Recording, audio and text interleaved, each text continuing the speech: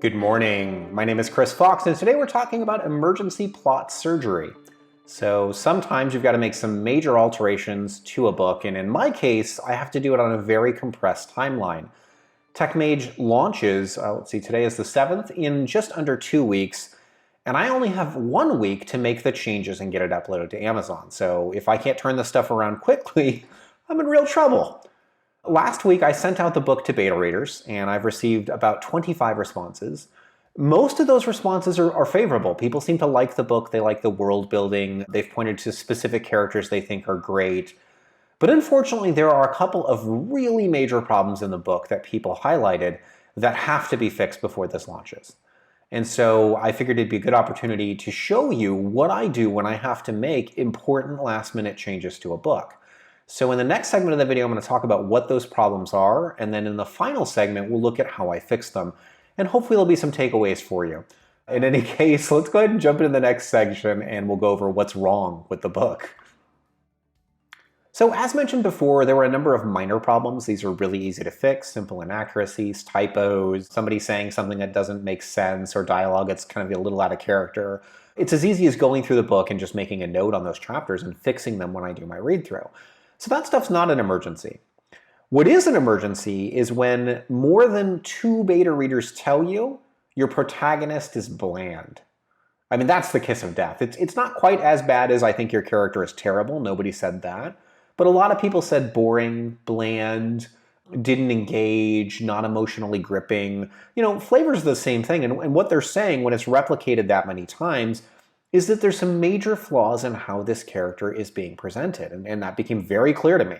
And we'll go over in the next section where I show you my screen, kind of how I fix this stuff. But, you know, obviously a little terrifying, just a little bit terrifying, that your main character has some issues. So I knew I was going to have to address that. The other major pattern that turned up over and over and over was people were telling me that especially in the first 3 chapters of the book, I was doing too much telling and not enough showing.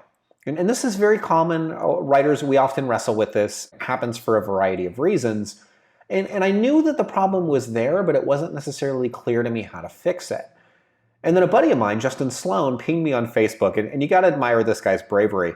Because whenever you reach out to another author, you sort of risk their ire. A lot of people react very badly to unsolicited feedback. In my case, I was desperate for it. I was very grateful. I thanked him profusely. And what Justin said was, hey, here's this other book. Take a look at their first few chapters and see how they do it, and you'll see kind of the difference between what you're doing with telling and what they're doing with showing. So I did. I bought the book, I read the first few chapters, I saw immediately what he was talking about, and then I went to 3 other books and I read their first few chapters because I knew that they had good openings, and I saw kind of the same thing replicated. And one of those books was mine. I went back to Destroyer and I read the first 3 chapters and realized that I kind of nailed it in that book, but I dropped the ball in TechMage, and I saw instantly why and knew that I would have to rewrite those 3 chapters. So we're going to go ahead in the next section. We're going to jump into what I did to fix this stuff, and you can see the Scrivener document. But before we get there, just one more thing I want to leave you with, and this is my patented 3-step process for making these changes, for doing emergency plot surgery. The first step, and this is something that I have not yet found a way around, that's panic. I absolutely panic. So the morning when I was getting all this feedback, I remember waking up and coming out and talking to Mary in the house and saying to her that for the first time, I was considering going back to becoming a software engineer. I mean, I woke up and I was so panicked that I said, well, you know, at least I can still do software. Clearly, I don't know what I'm doing in this whole author game. Oh God, I'm going to fail. There's no way to fix this book in time. You know, I should get ready to dust off my resume and go get a job as an iOS developer. And this panic is fairly normal. I think most authors go through this whenever, you know, you are presented with large-scale problems. It's a normal, common reaction. And so I gave myself about 2 hours to freak out. And then after that freak out, I moved into the important process, and that was analyzing. So I went through every single email that I'd received from beta readers, and anytime they made any specific note, I found the corresponding point in the novel and I added a note. Those of you who've watched my videos before for things like the 21-Day Novel Challenge, you kind of know how I do editing and the little triangles that show up as I'm putting notes in Scrivener. Well, I added a bunch of those, and I did a standard read-through. looking for ways that I could fix these problems that have been identified. And as is the case with most things in life, the more I understood these problems by going into the book with a fresh set of eyes and reading, the easier it became to fix them. It became less daunting, the panic faded, and all of a sudden I felt like I had a solution. So the last phase of my 3-step process to emergency plot surgery is fixing the problem, and that's what we're about to jump into. I'm going to show you exactly what I did to fix it. The panic is gone. I feel like I did a great job of analyzing this. So I'm going to finish making my changes. By the time you see this video, a new version of the book will be going out to beta readers, and then my fastest beta readers hopefully will turn that around in just a few days, and I will beat my deadline to get this book off to Amazon. But it's interesting seeing just how much last-minute work I'm having to do and kind of how different the final version of the book is going to be. Anyway, let's jump in and I'll show you what I did to fix it. Okay, so the first of the two major problems was that Aaron, my main character, was too bland. He didn't have enough emotional resonance to sort of grip the reader, and that's really dangerous. Your protagonist really should be what pulls your readers along, not kind of a barring of them being pulled along. So I read through the book. I started in chapter 1, so this is the original chapter 1, and I read all the way through the book with an eye for where was Aaron coming off as being weak or kind of a pansy or passive? Where was he expressing emotion? Was this happening? And, kind of what was his dialogue like? I looked at each of these 3 problems and I gradually fixed them. So I made his dialogue a lot more interesting. This is not terribly difficult. It just requires some time and some attention to detail. I even stole a couple of lines from other characters in the book that beta readers had laughed at and said were good, and I gave them to the protagonist. So I sort of spread that out a little bit, which in theory weakens some of the side characters a little bit, but it does strengthen the protagonist. I also gave him a lot more internal conflict. So Aaron has amnesia and is surrounded by people he doesn't trust, and he doesn't know who to trust. So he's not in a hurry to show emotion, and I got that part right. But what I could have done, and what I've now done, is shown internally at least how he feels about things. He's terrified that he's going to die, that he has no idea who he was or will be, or what his past means to his future. I gave him a lot more of an issue there, and it sort of plagues him throughout the book. And then I also, as you're going to see, rewrote the first few chapters to make him more active. And then throughout the book, I made him a little bit more active. So in some of the pivotal points, he'd always been active in combat, but as far as making decisions and giving orders, he's now much more better about it. So that's how I managed to fix this character. Now, if you want to look at specifics, this is the original chapter 1. And I'm scrolling slowly up to the top, and then I'll scroll all the way down to the bottom. So this is going to take about 5 seconds, but that way you can pause it and kind of read this if you want to. So scrolling down here slowly so you can see the chapter.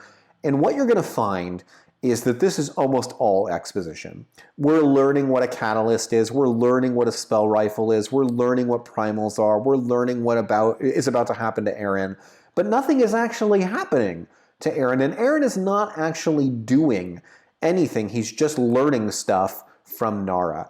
And that is a huge problem because you need your main character to be active. You need them to be doing things. So we've all heard, begin in the middle of the action and media res.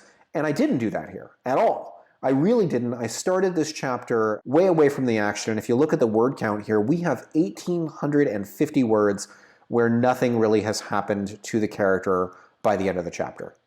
Then if you go into the second chapter, I've got another 1,500 words where not much is happening. So it's not until chapter 3 that the protagonist is actually doing things and interesting the reader. And by that point, we've had 3,500 words of mostly exposition, lots of dialogue, very little tension, and not enough conflict. So those were the problems that I identified with the intro, and I knew that I'd need to rewrite that. So I took the risky approach of writing a prologue, and it remains to be seen if this will make it in its current incarnation into the final version of the book. I could make this like chapter 6 or 7 because the information it conveys is very important and it does answer some of the questions that arise later in the book. However, it's also the very first thing that people are seeing, and what I need to ask is this chapter interesting enough that this is going to be the first 1,400 words that I want people reading, or should I jump immediately into my new chapter 1? Now, if you look at this new chapter 1, you're going to see that the main character takes a lot more action, that they have some internal monologue going on, more of it right off the bat, and that more things are happening. We get somebody killed within the first few paragraphs. It's just a much more active approach to some of the same problems. It presents the same information, but it really paints our protagonist in a different light, and it's much more exciting. We're seeing more things happening, and we're much closer to the action. So I was able to do in one chapter, I've only written the first 1,300 words, and guys, this is very much a rough draft. I need to go back and add detail and fix this. But basically, I did in one chapter what it took me 3 to do in the first draft, and that's really, really important. So today, and by the time you guys see this, this will be done, I'll have chapter 2 and chapter 3 rewritten so that the first part of this book is redone. I'm going to then take this and send it off to beta readers and hear what they have to say about it. I'll make a decision about the new prologue. Does that belong as a prologue, or should I make that a later chapter? I'll remove those initial chapters. And then off to Amazon it goes.